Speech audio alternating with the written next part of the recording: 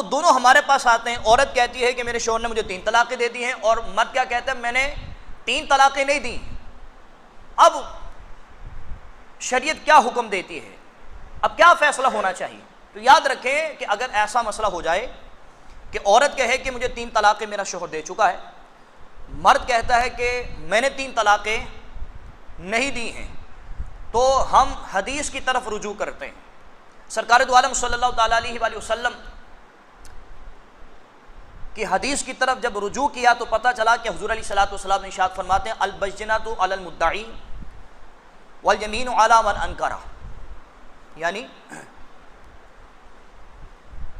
جو مدعی ہوتا ہے, جو دعویٰ کرنے والا ہوتا ہے, اس پر یہ لازم ہے کہ وہ گواہ قائم کرے. جو انکار کرتا ہے اس پر شرعی اعتبار سے یہ لازم ہے کہ وہ قسم اٹھائے. اب اس مسئلے میں بتائیے کہ دعویٰ کس نے کیا ہے؟ عورت نے کیا کہ جی میرے شوہر نے مجھے 3 طلاقیں دی ہیں, اور انکار کون کر رہا ہے؟ مرد کر رہا ہے, شوہر کر رہا ہے. تو اب حضور علیہ الصلوۃ والسلام کی حدیث ہمیں یہ بتاتی ہے کہ جو مدعی ہے, جو دعویٰ کرنے والا ہے, اس پر یہ لازم ہے کہ وہ گواہ قائم کرے. اب اس مسئلے میں عورت کو کہا جائے گا کہ اگر آپ کے شوہر نے آپ کو طلاقیں دی ہیں 3, تو آپ گواہ قائم کریں تاکہ ہم گواہوں کی موجودگی میں فیصلہ سنا سکیں اور آپ کی بات کو مان سکیں. اور اگر عورت گواہ قائم نہ کر سکے تو پھر مرد کو یہ کہا جاتا ہے کہ آپ قسم اٹھائیں کہ آپ نے 3 طلاقیں نہیں دی. اور اگر وہ قسم اٹھا لے کہ میں نے 3 طلاقیں نہیں دی, تو پھر عورت کی بات کو نہیں مانا جائے گا بلکہ شوہر کی بات کو مانا جائے گا.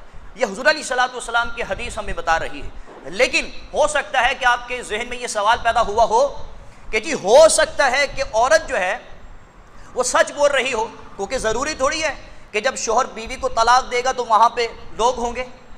ہو سکتا ہے کہ ہوں اور ہو سکتا ہے نہ ہو. اس نے بند کمرے میں اپنی بیوی کو 3 طلاقیں دی ہوں, اب عورت کہاں سے گواہ لے کر آئے گی؟ اور شوہر جو ہے وہ جھوٹ بول رہا ہو, اس نے جھوٹی قسم کھا لی ہو. تو اب حکم یہ ہے کہ اگر بیوی کو معلوم ہے کہ اس نے مجھے 3 طلاقیں ہی دی ہیں اور شوہر جھوٹی قسم کھا رہا ہے, تو پھر ہمارے علماء شریعت یہ فرماتے ہیں کہ عورت کو چاہیے کہ وہ کسی بھی طرح, بھلے وہ لالچ دے یا یہ کہے کہ مجھے تم طلاق دے دو, میری جان چھوڑ دو اور میں تمہیں حق مہر معاف کرتی ہوں, کسی بھی طرح اپنی جان چھوڑائے. کیوں؟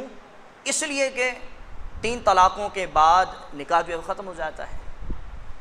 تو عورت کو کیا چاہیے کہ وہ کسی بھی طرح اپنی جان چھوڑائے, کچھ پیسوں کا لالچ دے, ٹھیک ہے نا, کچھ معمولی سی پراپرٹی کی لالچ دے, ہو سکتا ہے کہ وہ مان جائے اور جان چھوڑ دے.